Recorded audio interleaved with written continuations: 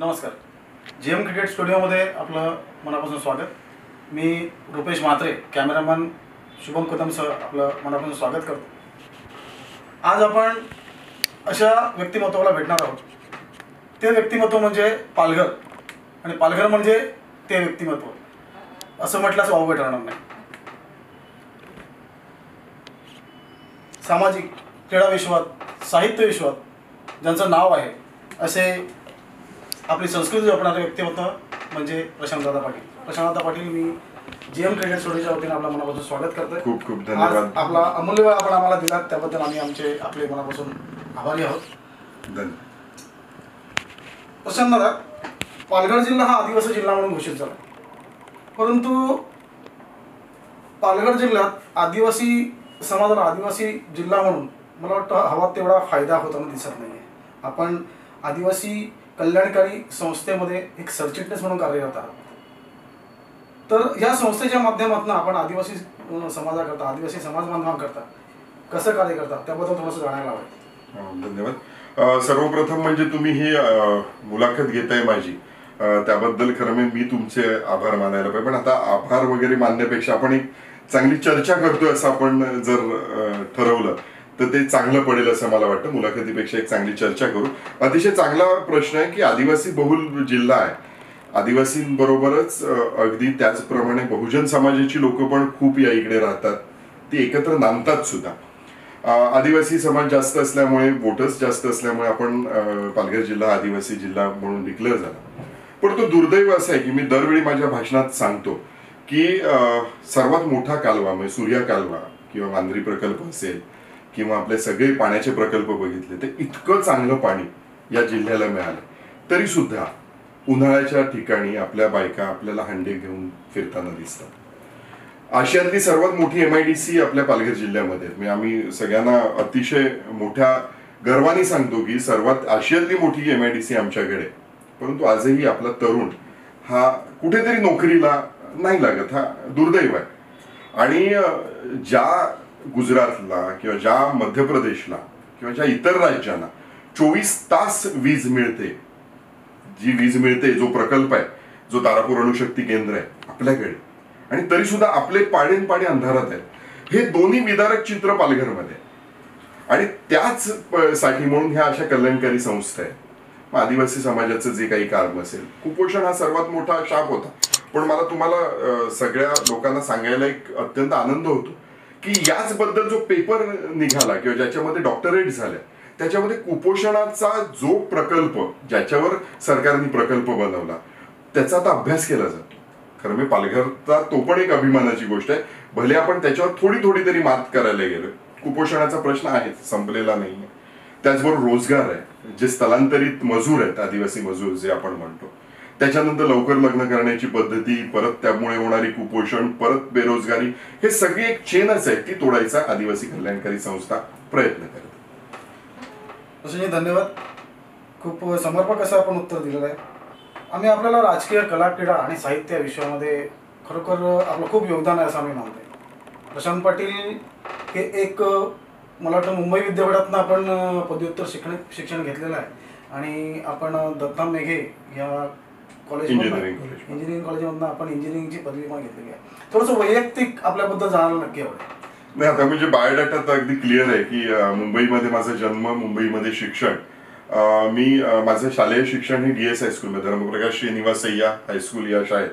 त्याच्यानंतर कॉलेज 12वी पर्यंत मी SIS कॉलेज सायनमध्ये, आणि त्याच्यानंतर इंजिनिअरिंगला गेलो, Datta Meghe college of engineering ऐरोलीला आहे.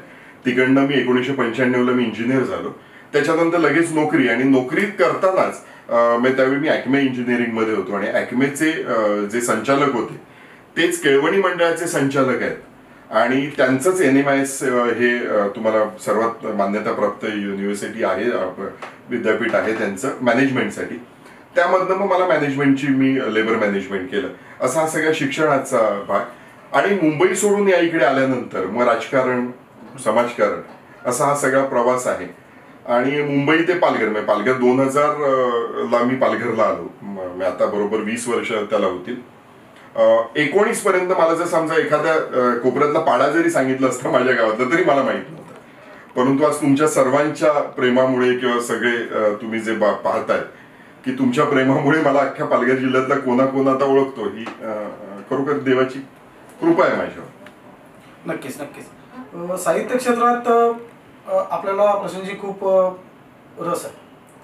शब्दोत्सव नावाचा दिवाळी अंक सुद्धा त्याचे आपण संपादकही आहात आणि मला माझ्या माहितीनुसार साहित्य आणि कला या क्षेत्रातला पहिला दिवाळी अंक म्हणजे पालघरमधनं जो पहिला एक दिवाळी अंक निघाला त्यात सुद्धा आपण मुलाचं कार्य केलेलं होतं. तर साहित्याबद्दल आणि ह्या साहित्यासाठी आपण आत्ता येणारे होतकरू जे आहेत साहित्य विश्वामध्ये थोडंफार ज्यांना काम करायचं आहे यांच्याबद्दल आपण काय प्रोत्साहनपर काय दोन शब्द आम्हाला सांगा. कसं असतं, शब्दोत्सव हा फक्त दिवाळी अंक नाही, ही एक चळवळ आहे शब्दोत्सवची. मी आणि माझे मित्र समीर पाटील म्हणून आहेत, जे आमचे भाजपाचे युवा अध्यक्ष सुद्धा आहेत. तर आम्ही ती कल्पना केलेली की जे होतकरू लेखक, होतकरू कवी किंवा होतकरू ज्यांना काहीतरी आपलं मांडायचंय, आपले विचार मांडायचे, तर त्यांना कुठेतरी प्लॅटफॉर्म असायला पाहिजे. प्लॅटफॉर्म तर पण मोठा, म्हणजे आपला कॅनव्हास मोठा असायला पाहिजे. मला लहानपणापासून शिक्षकांनी एक चांगलं हे केलंय की तुझा कॅनव्हास, तू जिकडे चित्र काढशील तो मोठा असायला पाहिजे. अगदी छोटंसं कुठे लिहून तुम्हाला ती पब्लिसिटी पण मिळत नाही. त्यामुळे जो शब्दोत्सव होता हा एक मोठा कॅनव्हास, म्हणजे त्याच्यामध्ये आम्ही त्या शब्दोत्सवाचं जे प्रकाशन करण्यासाठी सुद्धा अगदी मुंबईतनं काही प्रतिष्ठी असे कवी आणलेले, लेखक आणलेले आणि त्यांच्याकडनं एक कोऑर्डिनेशन करून घेतलं की इकडचे कवी तुम्ही काय लिहिता, काय हे करता, त्याप्रमाणे तिकडचे असं करून एक कोऑर्डिनेशन, त्यांची एक मीटिंग केलेली. आणि तसा दुसरं म्हणजे ह्या लेखन क्षेत्रात किंवा काव्य क्षेत्रात मी काही न म्हणता मी तिकडे श्रोता म्हणून असतो, म्हणजे तिकडे ऐकायला जातो मी. कारण तुम्हाला सर्वात एक छोटंसं उदाहरण देतो की बरेच कन्फ्युजन असतात. आपण अख्ख्या जीवनातलं पण बघितलं तर कन्फ्युजन असतो. कोणी जन्मतारीख काहींची पुढे असते, मागे असते, काहींना जन्मतारीख माहीत नसते, काही जणांचं काय नक्की झालेलं असतं असं माहीत नसतं. तुम्हाला एकनाथ महाराजांनी ना बऱ्याच वर्षापूर्वी बघा, आपल्याकडे हे आहे की सर्वात प्रथम सुरुवात कोणी करायची, म्हणजे आपण एखादी सुरुवात चांगली करायची असेल तर कोणाचं वंदन करायचं, गणपतीचं करायचं का तो आद्य हे आहे म्हणून, की आपल्या गुरुचं करायचं. म्हणजे एकनाथ महाराजांनी त्यांच्या अगदी चांगलं सांगितलं बघा की ओंकार स्वरूपा सद्गुरु समर्था अनाथाच्या नाथा तुझं नमो. म्हणजे त्यांनी गणपतीला पण वंदन केलं आणि गुरुला पण वंदन केलं. ही जी ताकद आहे ना ही काव्यामध्ये. आणि त्यामुळे काव्य, लेखन हे ज्यावेळी आपण ऐकतो त्यावेळी तुमची भाषण कला, तुमचं राजकारण, तुमचं समाजकारण, तुम्ही एखादं चांगलं एक्सप्रेस करू शकता. काही गोष्टी त्या गोष्टींनी एक्सप्रेस चांगलं करू शकतात. आता समजा आता हा पण कोविडचा कालावधी, कोविडच्या कालावधीमध्ये म्हणजे आपण आपली सध्या जी काय हालत झाली ती एका कवितेने, एक संदीप खरे म्हणून कवी आहेत, खूप मोठे कवी आहेत, तर त्यांनी त्यांच्या एका कुठल्या तरी जुन्या कवितेमध्ये त्याचे एक तुम्हाला फक्त शब्द सांगतो की धारी नाही फिरकत आता नवा छंद चाळा, राखण करतो येथे सदैव कंटाळा, या कंटाळ्याचा देखील आता कंटाळा येतो, आता शामी फक्त रकाने दिवसाचे बघतो. अशी कंडिशन ही 6 महिन्यात आहे. हे ज्यावेळी एक्सप्रेस केलं जातं, काव्यामध्ये एक्सप्रेस केलं जातं, त्यावेळी समोरच्या माणसांवर एक चांगली पकड मिळते. आणि त्यामुळेच हा राजकारणाला, समाजकारणाला एक पूरक असा माझा छंद आहे आणि तो मी जोपासतो. नक्कीच नक्कीच. खरंच आपण एक सुंदर इकडे मोजमाप करताय शब्दांचं. खरं प्रशांत दादा, मी खूप पूर्वीपासून तुम्हाला फॉलो एवढ्यासाठी करतोय कारण तुमची वक्तृत्व शैली, मी तुम्हाला मंचावर खूप वेळा पाहिलेलं आहे की अप्रतिम अशी वक्तृत्व शैली, म्हणजे ती कशी येते, कुठून येते माहीत नाही, आतून येते की काय येते माहिती नाही, पण ते आपल्या तुमच्या वक्तृत्व शैलीचा मी खरोखर चाहत आहे. तर मला एक प्रश्न फक्त तुम्हाला विचारायचा, ही अशी वक्तृत्व शैली जी आपणाकडे आहे त्याकरता आपण काही विशेष काय कोर्सेस केलेले आहेत की काय विशेष प्रयत्न केले? आता तुम्हाला त्याची सुद्धा एक चांगली गोष्ट आहे. मी 7वीत होतो, मी 7वीतच होतो आणि आमच्याकडे त्यावेळी शाळेमध्ये आमच्याकडे एक गॅदरिंगचा हॉल आहे आणि त्यामध्ये प्रत्येकाला बोलायला चान्स द्यायचे. वक्तृत्व स्पर्धा आपण म्हणू, वक्तृत्व स्पर्धेपेक्षाही जास्त तो एक ऍडव्हान्स आम्हाला शाळेत हे होता आणि त्याच्यामध्ये लोकमान्य टिळकांच्या बद्दल मला बोलायला सांगितलं. आता लोकमान्य टिळकांचं बोलायला सुरुवात केली. माझ्या एक तर समोर एवढी माणसं बघितल्यानंतर मला त्यावेळी 7वीत पहिल्यांदा मी माईकच्या समोर होतो आणि त्यावेळी मी सुरुवात केली आणि सुरुवातीचं माझं भाषण स्टार्ट केलं 1 ऑगस्ट 1920 साली लोकमान्य टिळक वारले. अक्षरशः एक भाषणाची सुरुवात झाली. समोरच्या माणसांनी माझं नंतर पुढचं भाषण मी कसं तरी कटकट केलं, परंतु मला अजूनही त्या शिक्षकांनी मला सांगितलेलं आठवतंय की भाषणाची सुरुवात जर तुमची चांगली झाली नाही, जर तुमची चुकली, तर त्याचा पुढचा कोणीही ऐकायला तयार नसतो. त्यामुळे जी सुरुवात आहे तिकडनं सुरुवात तिथंच महत्व असतं. हे ते शाळेतलं बाळकडू आहे. दुसरं माझी आई शिक्षिका होती, त्यामुळे आई शिक्षिका असल्यामुळे बरेचसे काही संस्कार हे आईचे आहेत माझ्यावर. आई चांगलं बोलायची, आई चांगलं भाषण करते. आताही जर समजा तिला उभं केलं तर ती अतिशय चांगलं बोलते. त्यामुळे आईचे थोडेसे वडील सुद्धा चांगलं माझे बोलतात. त्यामुळे तो जीन्स माझ्याकडे आहे आणि त्याच्यासाठी प्रयत्न असा केलाच. मग अगदी शेवटचं तुम्ही जर बघितलं तर मी गेल्याच वर्षी अगदी रेडिओ सिटीमध्ये सुद्धा आपण जी काही नवीन पुस्तकाचं प्रकाशन होतं त्याच्यासाठी म्हणून आमचा एक ट्रेनिंग प्रोग्राम घेतला. असे काही काही छोटे छोटे ट्रेनिंग प्रोग्राम अजूनही. कारण माझं स्पष्ट म्हणणं आहे की तुमच्याकडे कुठलीही कला असेल ती जर तुमच्याकडे त्याच्यावर धार नसल्याशिवाय त्याला धार असावी लागते. मग तुम्ही सतत त्याला ती करावी लागते. त्यामुळे तुम्हाला शिकत राहावंच लागतं. आयुष्यभर शिकायचंच आहे. आणि आपण आता मी वयाच्या 46-47 वर्षावी शिकतोच, पुस्तकं वाचतो आणि मग त्यामुळे हे असं आहे. धन्यवाद प्रशांतजी. खरं तर क्रीडा क्षेत्राबद्दल आपल्याला खूप रुची आहे. आपण पालघर कबड्डी असोसिएशनचे मला वाटतं अध्यक्ष आहात आणि फुटबॉल असोसिएशन सुद्धा आपण जिल्ह्याचे अध्यक्ष आहात. तर क्रीडा विश्वामध्ये आपण स्वतःचं नाव तर कोरलेलं आहेच. मला फक्त एक प्रश्न आपल्याला विचारायचा आहे. आता फुटबॉल असो, कबड्डी असो किंवा क्रिकेट असो, या सगळ्या क्रीडा क्षेत्रामध्ये आपल्या पालघरमधील जो तरुण आहे, तरुण क्रीडापटू आहे, ज्याला पुढे वाव मिळावा त्याकरता आपण काही प्रयत्न करता?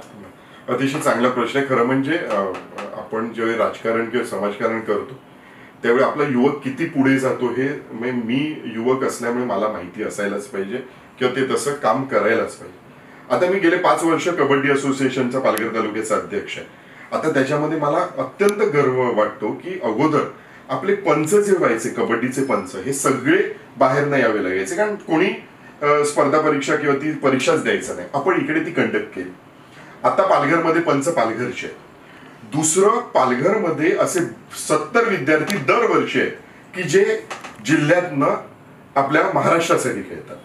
त्या महाराष्ट्रातनं देशाकरता खेळणारे सुद्धा 2 खेळाडू आहेत. वाड्यातले 2 खेळाडू असे आहेत की जे देशासाठी खेळतात.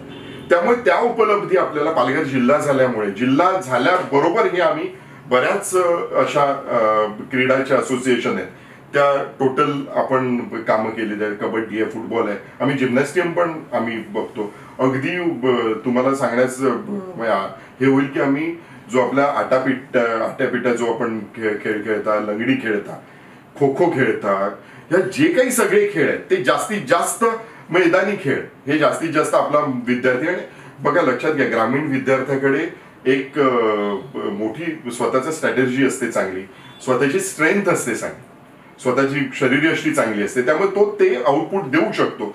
फक्त त्यांना एक प्लॅटफॉर्मची गरज असते. ते प्लॅटफॉर्म आम्ही सध्या त्यांना देतो. नक्कीच, धन्यवाद. प्रशांतजी, पूर्वी राजकारण म्हणजे समाजकारण म्हटलं जायचं, पण आता समाजकारण म्हणजे राजकारण होऊ पाहत आहे. याबद्दल तुमचं मत काय? नाही, पहिली गोष्ट म्हणजे राजकारणाचं आता सध्या काय झालंय माहितीये की आता इन्स्टंट फूड जसं आपण म्हणतो की सगळ्यांना इन्स्टंट हे लागतं. त्यामुळे समाजकारणात यायचं, इन्स्टंट राजकारणात यायचं, मग आपण कुठेतरी मोठं हे होऊ वगैरे वगैरे. मी तुम्हाला 2-3 उदाहरणं देतो अगदी देशाची वगैरे. म्हणजे 20 वर्षापूर्वी आसाम गण परिषदेचे प्रफुल्ल मोहंतो हे खूप मोठं नाव देशात होतं, पण आता नाव दिसत नाही. बरोबर. आपण जर अजूनही काही नावं सांगितली की ती क्लिक मध्ये पटकन फेमस झाली आणि संपली. जोपर्यंत राजकारणाला समाजकारणाचा पूर्णपणे पाठिंबा नसतो तोपर्यंत राजकारणात, आज मलाही मी असं म्हणत नाही की खूप वर्ष झालेत, 20 वर्ष या राजकारणात असताना, 20-22 वर्ष मला राजकारणात झाली, परंतु अजूनही मला पाठी वळून समाजाकडे बघावं लागतं, काही काम केलं जातं, तेव्हाच मला राजकारणात इकडे ओळखलं जातं.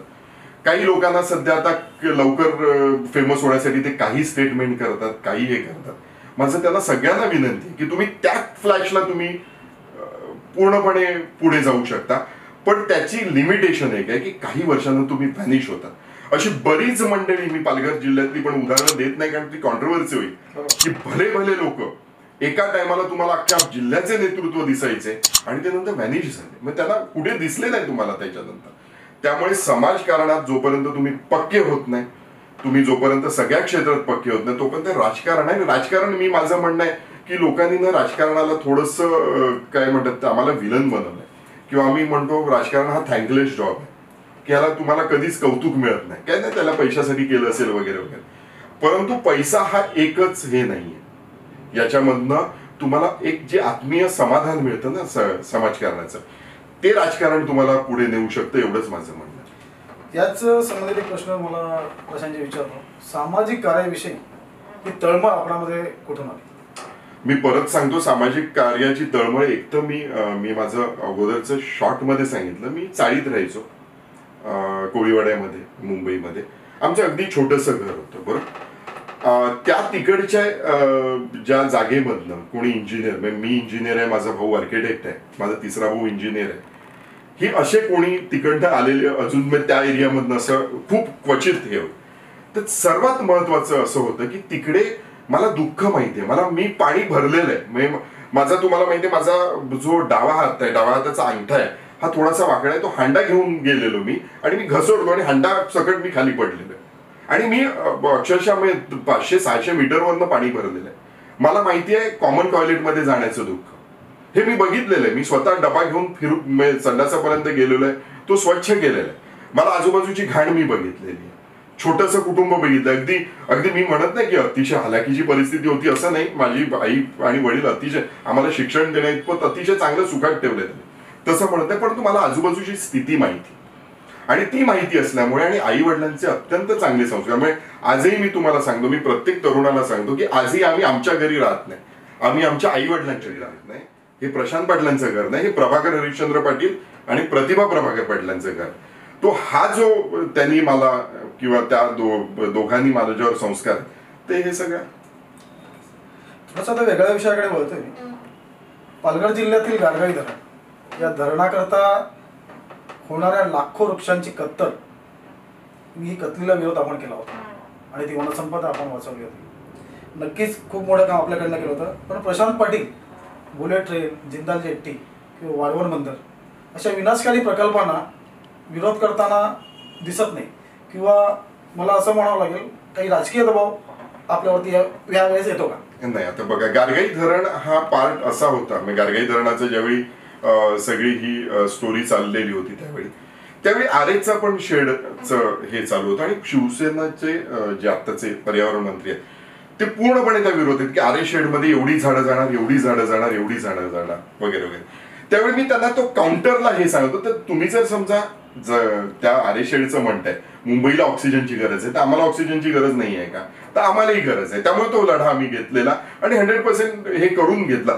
आमचं त्यांना म्हणणं एवढंच होतं की ही जी वनसंपदा आहे ती तुम्हाला शिफ्ट करायची. बघा, कुठल्याही जो विकास होतो, विकासात कुठलाही अडथळाकडी करायचं किंवा काय करायचं पर्यावरणाचं नाव घेऊन, त्या वृत्तीचा मी नाही आणि त्या ह्याच्यातला आम्ही नाही आहोत. आम्ही असं म्हणणार नाही की एखादा चांगला प्रोजेक्ट न यावा, प्रोजेक्ट यायला पाहिजे, पण त्यांनी पर्यावरणाचं नुकसान आम्हाला नाही चालणार. मी अजूनही तुम्हाला सांगतो, वैयक्तिक दृष्ट्या आपण वाढवण बंदराला, वैयक्तिक दृष्ट्या मी स्वतः त्या बंदराच्या कार्यक्रमाला तुम्ही बघितलेलं आहे, मला त्याच्या विरोधाच्या कार्यक्रमाला बघितलेलं आहे. आजही माझा वाढवण बंदराला विरोध आहेच 100%.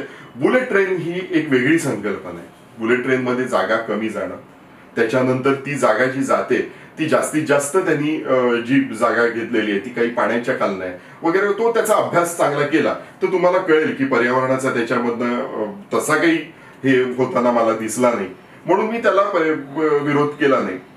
आत्ताच आलेल्या मला वाटतं आता नवीन न्यूज होते की आता या जिंदाल जेट्टीसाठी ऑनलाईन जनसुनावणी होते आणि त्या जनसुनावणीला त्या परिसरातल्या लोकांनी विरोधी दर्शवलेला आहे. तर ही जनसुनावणी ऑनलाईन घेणं कितपत योग्य आहे असं तुम्हाला वाटतं? नाही, माझं तर म्हणणं होतं, तुम्ही होतात बहुतेक त्या जनसुनावणीला. आपण ज्यावेळी जिंदालची जी झाली आपण बोईसरला तुम्ही स्वतः होतात. अख्खी लोक ती किती प्रक्षोभक भावना होत्या त्या सगळ्या बघितलेल्या आहेत प्रत्येकाने. बरं, एक तर पहिली गोष्ट म्हणजे प्रोजेक्ट ज्यावेळी तुम्ही घेऊन येता, आम्ही प्रत्येक वेळी सांगितलं आम्हाला दुःख कसलं आहे माहितीये. मी प्रत्येक वेळी त्यांना सांगतो की आमच्याकडे सर्वात मोठा प्रोजेक्ट टॅप्स 1-2 आला, 3 and 4 आला, BRC आलं. ज्यावेळी विस्थापितांना प्रॉब्लेम झाले त्यावेळी इतक्या वाईट त्यांच्या त्रास आहेत. म्हणजे तुम्ही आजही अक्करपट्टीला गेले तरी तिकडची हालत तुम्हाला बघताय. तुम्ही पाचमार्गाला अगदी पत्र्याचे शेड दिलेले. त्यामुळे त्यावेळेचं असं होतं की तुम्हाला विस्थापित ज्यावेळी व्हाल ते तुमच्याकडे येणारे पैसे, तुमची झालेली सोय ही प्रचंड वेदनादायक होत्या. परंतु आता जर भाजपाचं सरकार बघितलं तर तुम्हाला त्याचा मोबदला 4 पटीने जास्त दिलेला आहे. तुम्हाला विस्थापित करताना तुम्हाला पूर्णपणे विचारलं जातं. मी असं म्हणत नाही की अगदी पर्यावरणाला ठोकून एखादा प्रोजेक्ट करावा अशाबद्दल नाही, परंतु तो एक विचार भाजप सरकारने केलाय तो तर पॉझिटिव्ह आहे, याच्याबद्दल मी हे करणारच नाही. परंतु ऑनलाईनचं जे तुम्ही म्हणतायत आपल्याकडे तिकडे खरं म्हणजे नांदगाव आलेवाडीचा जो पार्ट आहे किंवा नागपूरच्या भागात किती जणांकडे नेट कनेक्शन असेल हा पण क्वेश्चन मार्क आहे. किती जणांना ते वापरता येतं, कारण फक्त व्हॉट्सअप फेसबुक वापरणं म्हणजे इंटरनेट वापरणं असं नाहीये. तर त्याच्यात ते पण हा प्रश्न आहे. तर त्यामुळे ती जनसुनावणी एकदा कुठेतरी लेटरच्या द्वारे किंवा कुठेतरी दवंडी पाठवून वगैरे किंवा कोणीतरी अगदी लेखी वगैरे स्वरूपात असं करावायच्या 100% मी सुद्धा त्याच्याच पाठी. धन्यवाद प्रशांतजी. प्रशांतजी, आपण भारतीय जनता पार्टीमध्ये सध्या कार्यरत आहात. मागच्या वेळेला भारतीय जनता पार्टी आणि शिवसेनेचं सरकार होतं. आता भारतीय जनता पार्टी राज्यात सत्तेत नाही. सत्तेत नसल्यामुळे लोकांच्या समस्या सोडवण्याकरता आपल्याला काही समस्यांना सामोरं जावं लागतं. नाही, पहिली गोष्ट म्हणजे खरं म्हणजे सरकार विरोधी पक्ष चालवतोय असं कधी कधी बोललं जातं, पार्ट ऑफ हे. परंतु विरोधी पक्ष म्हणून अतिशय स्ट्रॉंग भारतीय जनता पार्टी आहे. म्हणजे आजही कलेक्टर ऑफिसमध्ये गेल्यानंतर मला वाटतं की जेवढा आम्हाला मान दिला जातो तो मला वाटत नाही की बाकीच्या कोणाला मिळत असेल असं. म्हणजे आम्हाला तो अभिमान आहे. तहसीलदार ऑफिस असेल वगैरे काही ऑफिसेस, PWD असेल, आणि आम्ही सतत काही प्रश्न म्हणजे आम्ही भारतीय जनता पार्टी म्हणून जर बघायला गेलं तर आम्हाला गेल्या 6 महिन्यापासून कोविडमध्ये सुद्धा आम्हाला एक प्रोग्राम दिला गेला की बाबा कसं तुम्ही त्यावेळी काम करायचं, लोकांची कशी सेवा करायची, तुम्ही काय काय वाटप करायची, मी त्याच्याबद्दल सविस्तर सांगीनच वगैरे. असे आम्हाला सप्ताह दिले झाले. आता आपली मुलाखत ज्या दिवशी होते अगदी 17 तारखेला आमच्या पंतप्रधान, आपल्या सर्व लाडक्या पंतप्रधानांचा वाढदिवस आहे. त्या वाढदिवसाला सुद्धा काय करायचं, ह्या कोविडच्या काळात काय करायचं, कसा तो साजरा करताना लोकांचा कसा काय त्याला हे करायचं, त्याबद्दल खूप मोठ्या गाईडलाईन्स आम्हाला दिलेल्या आहेत. त्यामुळे भारतीय जनता पार्टी मध्ये आल्यानंतर एक माझा, मी तुम्हाला सांगितलं नाही, कॅनव्हास वाढला. म्हणजे इकडे चित्र मी अगदी छोट्या ह्याच्यावर चित्र काढायचो पेपरवरती, आता मोठ्या कॅनव्हासवर काढतो.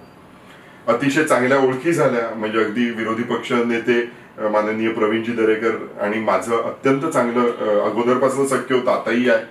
गिरीशजी महाजन मला चांगले, आमची ओळख चांगली आहे. देवेंद्र फडणवीसांचा आम्ही वेगवेगळे प्रश्न घेऊन जातो आणि आम्हाला पालघर जिल्ह्याला रवींद्र चव्हाण सारखा चांगला कार्यकर्ता, म्हणजे ते मंत्री खूपच चांगले होते, ते पालकमंत्री पण 4 महिन्यात त्यांनी खूप चांगलं काम केलं असं म्हणायला हरकत नाही. पण त्याच्यापेक्षाही जास्त एक कार्यकर्ता म्हणून आणि एक अतिशय चांगला मित्र म्हणून रवींद्र चव्हाणजी आहेत, आमचे मार्गदर्शक ते आहेत. नंदकुमार पाटील अध्यक्ष आहेत. त्याचबरोबर ही अशी त्यामुळे एक चांगली टीम आहे. त्यामुळे तसा काही विरोधात असल्यामुळे तसं काही प्रॉब्लेम नाही. याच अनुषंगाने पुन्हा एक प्रश्न विचारायची एक इच्छा आहे की जवळपास मला वाटतं आता दोन वर्ष उलटायला आलेली आहेत राज्य सरकारची आपल्या महाराष्ट्रामध्ये. तर भारतीय जनता पार्टीच्या अशा पल्लवीत आहेत का की या 5 वर्षामध्ये सरकार बनवण्याची तयारी आहे का त्यांची? तुम्हाला माहिती आहे ना, सर्वांनी आशावादी राहावं. एक अतिशय मोठे संत म्हणून गेलं की आशा प्रत्येकाने ठेवावी. ती कधी पूर्ण होईल त्याची इच्छा व्यक्त करावी. ती इच्छा पूर्ण होणार. पहिली गोष्ट म्हणजे तुम्ही हा प्रश्न विचारण्याच्या ऐवजी माझं तर उत्तर वेगळ्या याच्याचे प्रश्न पण वेगळा असेल की गेल्या 2 वर्षात नक्की, ह्या गेल्या वर्षभरामध्ये नक्की ही आघाडी सरकारने नक्की चांगलं काम केलं का, तर आमचा त्या बाबतीतला प्रश्न असेल की नाही. भले तुम्ही म्हणाल की ते बेस्ट CM म्हणून त्यांना नॉमिनेशन झालं किंवा काही, पण आजच्या घडीला की पालघरमध्ये सुद्धा सत्ता नक्की आमदार आणि खासदार चालवतात की कलेक्टर आणि CO चालवतात, हा प्रश्नच आहे. आखी कलेक्टर असतील. माझा तर अक्षरशः त्या आरोग्य विभागाच्या लोकांशी पण मला थोडेसे प्रश्नचिन्हच आहेत की नक्की कोण चालवते, लोकप्रतिनिधी की प्रशासकीय अधिकारी. नक्की. प्रशांतजी, आत्ताच पावसाळी अधिवेशन झालं विधानसभेचं. पावसाळी अधिवेशनात खरं तर सर्वसामान्यांना एक आशा असते की आपले प्रश्न प्रत्येक जिल्ह्याचे प्रश्न त्या विधानसभेत मांडले जावे. परंतु आत्ताच्या परिस्थितीमध्ये हे सगळे प्रश्न मांडतात, वेगवेगळे प्रश्न. म्हणजे आता मला खरं तर बोलायचं नाही आहेत विषय, पण असे प्रश्न मांडले गेले की ज्या प्रश्नांना म्हणजे कंगना राणावत म्हणा, सुशांत सिंग आत्महत्या प्रकरण म्हणा, या सगळ्या गोष्टी आणि कुठल्या तरी चॅनलचे पत्रकार यांच्यावरती हक्कभंगाच्या कारवाई म्हणा, या सगळ्या गोष्टींची चर्चा या पावसाळी अधिवेशनात जास्त रंगली गेली आणि जनसामान्यांचे प्रश्न इकडे डावलले गेल्यासारखं वाटलं. याबद्दल आपलं मत काय? नाही, आता मी तुम्हाला त्याच्यासाठी खास मी सांगेन की विरोधी पक्षनेते देवेंद्र फडणवीसांचं तुम्ही जे भाषण आहे सांगतायचं उद्धव साहेबांनी ज्याला नंतर उत्तर दिलं ते जरा तुम्ही ऐका. प्रत्येक भाषणात इतके मुद्देसूर संपूर्ण त्यांनी विश्लेषण केलंय. म्हणजे येणारा पैसा, कोविडचं जे काय चालू आहे, त्याच्यानंतर या इकडच्या समस्या, अगदी प्रत्येक समस्या. म्हणजे बघा 2 दिवसाच्या अधिवेशनात तर सगळं काही होणार नाही हे तर आपल्याला सगळ्यांना माहिती आहे. परंतु देवेंद्र फडणवीसांचं भाषण मी खरोखर सगळ्या जे काही आपले बघतायत, हे चॅनल बघतायत किंवा जे माझे इंटरव्ह्यू बघतायत त्यांना मी खरोखर सांगेन की पावसाळी अधिवेशनामधलं देवेंद्र फडणवीसांचं भाषण तुम्ही बघा, ऐका आणि खरोखर मुद्देसूर कसे मुद्दे मांडायचे असतात ते त्यांच्याकडनं बघायला लागेल. नक्कीच नक्कीच. धन्यवाद प्रशांतजी. पुढे वळूया आपण. कोरोनाच्या या वाढत्या प्रादुर्भावात आपण जनतेपर्यंत कशा प्रकारे पोहोचलात हे जाणून घ्यायला नक्की आवडेल. नाही, ठीक आहे. कोरोनाच्या मध्ये पहिली गोष्ट म्हणजे पहिला जो महिना होता त्यामध्ये खरं म्हणजे अगदी स्पष्ट म्हणायला जायचं तर मी स्वतः बाहेर न आल्यामुळे मलाच क्वारंटाईन केलेला. त्यामुळे 15-20 दिवस तर मला पैकी भारतीय जनता पार्टीने आम्हाला या 6 महिन्यात गेले प्रत्येक वेळी एक ऑब्जेक्ट दिलेला आहे की ज्याच्यामध्ये मास्क वाटप असेल, सॅनिटायझर वाटप असेल, अन्नधान्य वाटप बरोबर होते का नाही पाहणं, रेशनिंगची दुकानं बघणं. आणि त्यामध्ये मी मला खूप अभिमानाने अरुण मानेंचं पण नाव घ्यायला आवडेल की आमचे जे पालघर शहराचे अध्यक्ष आहेत की ज्यावेळी ह्या ट्रेन सुटत होत्या त्यावेळी हा माणूस हा कंटिन्युअस इकडे अख्ख्या ह्याच्यामध्ये फिरत होता, आमची लोक फिरत होती. तुम्हाला माहितीसाठी सांगतो की सगळ्या कोविड सेंटरमध्ये, पालघरमधल्या सगळ्या कोविड सेंटरमध्ये मी एकटाच नाही तर आमची सगळी मंडळी ही फिरून आलेली आहेत. लोकांना तुम्ही विचारू शकता की आम्ही तिकडे जाऊन अगदी गॅलरीमधनं लोकांना बाबा तुम्ही नीट राहा. कारण तुम्हाला माहितीये की आता फक्त आपण सगळेजण म्हणतो की आपल्याला औषध घ्यावं लागेल, आपली प्रतिकारात्मक शक्ती वाढायला लागेल, पण त्याच्यापेक्षा फक्त शरीराची नाही तर मानसिक शक्ती पण वाढायची असते. मग त्यावेळी कोणतरी समोर दिसला की त्यांची पण हे होतं आणि आम्ही कोविड सेंटरला जाऊन आलो. आम्ही प्रत्येक कोविडच्या रवेराला जाऊन आलो, वाड्याला जाऊन आलो, आपल्या पालघरच्या जाऊन आलो, अगदी वसई विरारच्या सुद्धा कोविड सेंटरला जाऊन आलो प्रिकॉशन घेऊन. त्यामध्ये सुद्धा तुम्हाला मी सांगण्यात काही आमच्यातली जवळपास म्हणजे काही आम्ही टचवूड काही लोक सोडले तर बाकी सगळे कोरोनानी पॉझिटिव्ह झालेले. आता आम्हाला पण माहित नाही की आता आमच्या ह्याच्यात ती अँटीबॉडी आलाय की नाही आले, आम्हाला कल्पना नाही, चेक केल्यानंतर कळेल. नक्कीच. हा कोरोनाचा प्रादुर्भाव आता पालघरमध्ये तर खूप वाढतोय. आपण सर्वजण बघतो की रोजचे रोज कोरोनाचे पॉझिटिव्ह पेशंट वाढत आहेत आणि कितीही केलं तरी आज 5 ते 6 महिने व्हायला आलेले आहेत. लोकांच्या पोटापाण्याचा प्रश्न असल्यामुळे लोकांना बाहेर पडावं लागतं आणि बाहेर पडावं लागतं त्याच्यामुळे मग पॉझिटिव्हची संख्या वाढत चालली आहे. तर मला फक्त एवढंच मला सांगायचं आहे की रोजगारासंबंधी विषय आहेतच, तर हे जे बाहेर पडतात, हे जनसामान्य सगळे आपली लोक बाहेर पडतात, पोटापाण्यासाठी भले बाहेर पडत असतील तर त्या लोकांना तुम्ही संदेश काय द्याल? आणि सध्या ह्या कोरोनामुळे जी बेरोजगारी वाढलेली आहे, लोकांना खरंच रोजगार उपलब्ध नाही आहे, लोकांची परिस्थिती खूप वाईट आहे, आर्थिकदृष्ट्या सगळे बेजार आहेत. तर एक तर लोकांना तुम्ही संदेश काय द्याल आणि रोजगारासंबंधी काही उपाययोजना तुम्ही मनात आणल्यात का, काही आहेत? नाही, बरोबर. आपण सर्वात मोठा म्हणजे फक्त आपण भारतात नाही म्हणत, आपण पूर्ण जग हे आता सध्या अशा फेज मधनं जाते की ज्याच्यामध्ये खूप जास्त नोकऱ्या ह्या गेलेल्या असतील, कदाचित नवीन नोकऱ्या वेगळ्या पद्धतीच्या असतील ज्या आपण कधीच केलेल्या नाहीत अशा असतील. आणि रोजगारांचं खरोखर म्हणजे आता आम्ही त्यासाठी म्हणून भारतीय जनता पार्टीने आता जो सप्ताह ज्याच्यामध्ये आहे त्याच्यामध्ये ज्या कंपनीना वगैरे सांगितलेलं आहे की जर समजा काही स्थलांतरित झाले असतील तुमचे लोक तर बाबा त्याच्या जागी इकडचे काही जे लोकल लोक आहेत त्यांना घ्या, अशी आम्ही प्रत्येकाला हे दिलेली आहे, प्रत्येकाला विनंती केलेली आहे. आणि त्याचबरोबर नवीन रोजगार निर्माण होण्यासाठी स्वतः काहीतरी आता आपण आत्मनिर्भर भारत म्हणून आपली योजना आहे. आत्मनिर्भर भारतामध्ये बँक आहे किंवा जे काही नवीन उद्योगधंदे वाढायला. आता बघा, तुम्हाला पहिल्या सॅनिटायझरची जास्ती आपल्याला वाटत नव्हती, आपल्याला सॅनिटायझर कधीतरी आपण वापरतो. आता प्रत्येकाच्या हातात आपण आता नाही एकमेकांना भेटताना पण किती लांब बसलेलं आहे, बरोबर. आपण बाहेर जाताना आता आपल्या कॅमेरामॅननी सुद्धा पूर्णपणे मास्क वापरलेला, तर आपल्याला मास्क वापरायलाच लागणार. आता ही काय म्हणतात, आपण शर्ट पॅन्ट घालतो तसं आता एक मास्क घालायचाच आहे. आपल्याला आपली काळजी घ्यायचीच आहे. आपल्याला तर मुख्यमंत्र्यांनी सांगितलेलेच आहे की आपली स्वतःची काळजी घ्यायचीच आहे, कुटुंबाची काळजी घ्यायची आणि शेजाऱ्यांची पण काळजी घ्यायची. मग असं नाही की आता हे आपलं घरच, मग आता हे विश्वची आपले घर असं पकडून आपल्याला हे सगळं महामारीच्या पुढे जावं लागेल. नक्कीच नक्कीच प्रशांतजी, सध्या ह्या कोरोनाच्या काळामध्ये सर्वच दवाखान्यात सर्वत्रच लूट चालल्याची दिसून येते. म्हणजे तुम्ही सोशल मीडियावर जरी पाहत असाल किंवा आपल्या न्यूजमध्ये जरी पाहत असाल, प्रत्येक ठिकाणी दवाखान्यातनं अवाढव्य पैसा लुटला जातोय असं सर्वत्र चित्र आहे. म्हणजे ते पालघरमध्येच नाही, संपूर्ण महाराष्ट्रामध्ये नाही की संपूर्ण देशामध्ये हे चित्र आहे. तर ही लूट थांबवण्यासाठी आपण काही उपाययोजना करता की काही प्रयत्न आपण त्याच संदर्भात आम्ही काही पत्रव्यवहार कलेक्टर्सना केला. मी तुम्हाला सांगितलं ना की नक्की लोकप्रतिनिधी चालवतात की प्रशासक चालवतात, हा कन्फ्युजनच आहे पालघरमध्ये. तरी पण आम्ही त्यांना लेटर दिलं. आम्ही आमदार खासदारांशी, मी गावित साहेबांशी पण बोललो की बाबा या इकडचे जे प्रायव्हेट दवाखाने आहेत त्यांच्यावर कुठेतरी वचक असायला पाहिजे. सध्या तरी आता आपल्या पालघरमध्ये अशा काही केसेस आलेल्या आहेत ज्या आपल्यापर्यंत येतात, त्या आम्ही सरळ कलेक्टरना पाठवतो आणि त्याच्यामध्ये काही जणांना परतावा पण मिळालेला आहे की बाबा असं ह्याच्यामुळे. परंतु आता तो खरं म्हणजे त्यांनी सुद्धा ही जी सेवा आहे, वैद्यकीय सेवा आहे, ही सुद्धा त्यांनी सुद्धा खूप मेहनत केलेली आहे. खरं म्हणजे त्यांना डॉक्टरांचे आणि त्या स्टाफचे सगळ्यांचे धन्यवाद मानायला पाहिजे. पण त्याच्यापेक्षा जे त्याचे बिझनेस करतात त्यांचा पण कुठेतरी निषेध व्हायला पाहिजे. आणि भारतीय जनता पार्टी हा सतत, म्हणजे कोणी असं असेल तर मी विनंती करेन की बाबा तुम्ही कलेक्टरांकडे जा, तुम्ही आपल्या आमदार, आपल्या लोकप्रतिनिधीकडे जा आणि गोष्ट कळू द्या लोकांना की बाबा असं असा प्रॉब्लेम.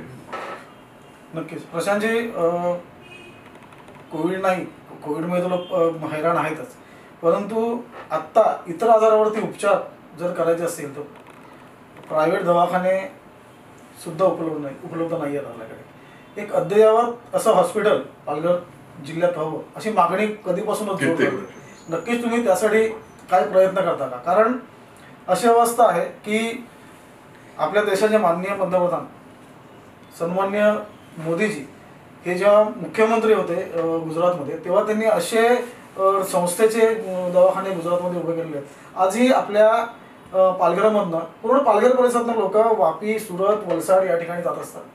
मुंबईकडे उलट जाणं टाळतात, पण तिकडे जात असतात कारण सुविधा चांगल्या मिळतात. तर खरंच आपल्याला मनापासून असं वाटतं का एक जिल्हा रुग्णालय जसं KM हॉस्पिटल, सायन हॉस्पिटल असं मुंबईत आहे, पालघर जिल्हा झाला आहे आता, ते एक अद्ययावत हॉस्पिटल इकडे व्हायला पाहिजे, याबद्दल आपल्या भावना काय आहे? तुम्हाला मी 2 वर्षापूर्वी मी माझा मित्र आणि माझा भाऊ कपिल पाटील म्हणून, ज्याचा ऍक्सिडेंट झाला पालघरमध्ये, अगदी चांगला, त्याला उचललं आणि घेऊन रस्त्यात, मला आजही ते सगळं आठवल्यानंतर खूप वाईट वाटतं. कपिल हा माझा फक्त मित्र नाही, माझा याच्यापेक्षा मोठा लॉस मला वाटत नाही की कोणाचा असेल, जो माझा झालाय ऑलरेडी. आम्ही त्यावेळी खूप जास्त प्रयत्न केले.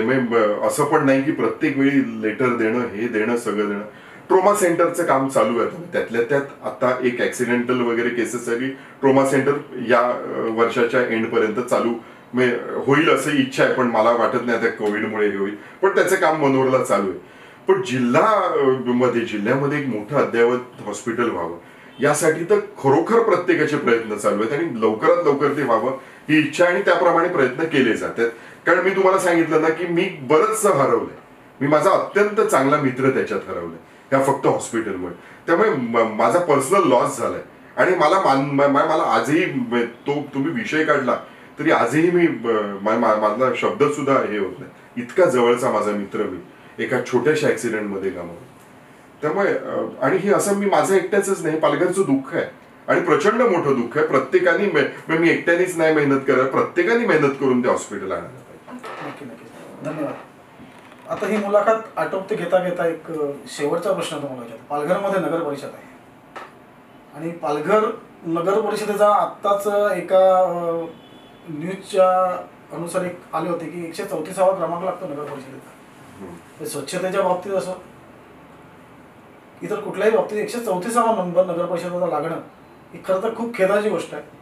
पालघर नगर परिषदेचा स्वच्छतेचा बोजवारा, बाकी इतर रस्ते पाहायला गेले रस्त्याचाही बोजवारा, बऱ्याचशा गोष्टी अशा आहेत. तर पालघर नगर परिषद या सोयी सुविधाबाबत आपल्याला थोडंसं आपल्याकडनं जाणून घ्यायला मला आवडेल. नाही, पालघर नगर परिषदच्या बाबतीत तर अत्यंत जागरूक मी गेले 20 वर्ष तुम्ही बघितले. काही बॅनरच्या दृष्टीने काही व्हिडिओज घेतले, काही आपण पालघर नगर परिषदची पहिली गोष्ट म्हणजे जी इमारत आहे ना, ती इमारतच कधी पडेल की काय अशी अवस्थेत इमारत आहे. म्हणजे तिथपासून आमचे सगळे हे चालू होते. आणि पालघरच्या मध्ये बघताना मी अगदी आपण म्हणतो अगदी गणपती विसर्जनाच्या तलावापासून अगदी सुशोभीकरणापासून ते रस्त्यापासून फुटपाथवर असलेल्या अतिक्रमणापासून असलेल्या नंतर जी काही या इकडची स्वच्छता आहे, ह्या सगळ्याच्या बाबतीत खरोखर प्रश्नचिन्ह आहेच. म्हणजे 18 सप्टेंबर 1998 जन्म झालेल्या पालघर नगर परिषदमध्ये आजही या बेसिकसाठी आपण लढतोय, हे दुःखच आहे, खूप मोठं दुःख. याच अनुषंगाने एक प्रश्न आहे. सामाजिक बांधकाम विभाग, मला वाटतं संपूर्ण महाराष्ट्रात रस्त्यांची अवस्था एवढी वाईट आहे. आता माझ्यासारख्या व्यक्ती तर रोज पालघर ते बोईसर प्रवास करतो, परंतु पालघर ते बोईसर हा प्रवास करणे सुद्धा एवढं जिकरीचं झालेलं आहे की कितीतरी अपघात तिकडे होत आहेत, एवढे मोठे खड्डे तिकडे पडलेले आहेत. परंतु सामाजिक बांधकाम विभाग आणि प्रशासन का उदासीन आहे या बाबतीत ते कळत नाही. तर याबाबत थोडंसं नाही, याबाबत तर आम्ही आमचे लेटेस्ट तुम्हाला दाखवतोय की आम्ही या सरावलीचा रस्ता तर चालू केलाय त्यांनी, परंतु तो पण करताना त्यांनी काय प्रिकॉशन घेत आहेत, काय त्याचं मेजरमेंट आहे, काय. मी स्वतः सिव्हिल इंजिनियर असल्यामुळे पावसात तो रस्ता चालू केलेला आहे त्यांनी करायला. त्याच्याबरोबर त्यांना क्युरिंग टायमिंग किती मिळतोय, वरनं पाऊस असल्यामुळे तसं क्युरिंग होतंय, परंतु तो त्याच्यावरनं वाहनं चालू पण झाली. आता त्याला किती वेळ दिलाय, त्यांनी कुठलं मिक्स वापरलं, त्यांनी इंजिनियरनी सांगावं, आमच्याशी चर्चा करावी त्या संदर्भात. सगळे प्रश्न म्हणजे पालघर बोईसर रोड सारखा आताही पालघर बोईसर रोड ह्या समजा 10 किलोमीटर करण्यासाठी आजही 1 ते 1.5 तास लागतो. काल तर संध्याकाळी सरावली आणि कोळगाव मध्ये तर एवढी ट्रॅफिक होती की विचारता सोय नाही. खड्ड्यांमध्ये रस्ता आहे की रस्त्यांमध्ये खड्डा आहे, हाच प्रश्न चिन्ह आहे. आम्ही कंटिन्युअस जे या इकडचे डेप्युटी इंजिनियर्स आहेत किंवा जे आपले सेक्शनल इंजिनियर आहेत, सगळ्यांशी पत्रव्यवहार केलेला आहे. त्यांचं म्हणणं आम्ही करू. सध्या आता त्यांच्याकडे एकाने तर उत्तर मला दिलं, आमच्या तिजोरीत खडखडाट आहे. आता सरकार परत आता हा सरकारवर मी आता आपली ही मुलाखत करणं म्हणजे सरकारच्या विरोधात हे चालू नाही, परंतु त्यांनी पीडब्ल्यूडी कडे लक्ष द्यायला पाहिजे. आणि रस्त्याची अतिशय हालत खराब आहे. आणि त्या संदर्भात ह्या काही कोविडच्या याच्यामुळे मोठं आंदोलन करता येत नाही, पण आमचे रस्ता रोको वगैरे झालेले आहेत. या संदर्भात बऱ्याच गोष्टीसाठी आम्ही आंदोलनं केलेली आहेत, परंतु एक मोठं आंदोलन, प्रक्षोभक आंदोलन कदाचित लोकच करतील असे आताची परिस्थिती आहे. आणि तिकडे आम्ही सगळेजण त्यांना सामील होतो. नक्कीच प्रशांतजी, आपण आपला अमूल्य वेळ आमच्या GM क्रिकेट स्टुडिओला दिलेला आहे. आपल्याकडनं भरपूर आम्हाला चांगल्या गोष्टी इकडे ऐकायला मिळालेल्या आहेत. यापुढे आम्हाला तुमचं सहकार्य नक्कीच लागणार आहे. तर आपला अमूल्य वेळ आम्हाला दिल्याबद्दल आम्ही आपले मनापासून आभार मानतो. हे आपले पालघर जिल्ह्यातले आपले सन्माननीय प्रशांतजी पाटील असं हे व्यक्तिमत्व, या व्यक्तिमत्वाबद्दल आपल्याला थोडीशी यांच्याशी चर्चा करायला मिळाली, त्याबद्दल मी GM क्रिकेट स्टुडिओच्या वतीने त्यांचे मनापासून आभार मानतो. नक्की आमचा हा व्हिडिओ पहा, ही मुलाखत पहा, नक्की आपल्याला आवडेल. आणि आमचं चॅनल सबस्क्राईब करायला विसरू नका आणि समोरचा बेल आयकॉन दाबायला विसरू नका. धन्यवाद. धन्यवाद.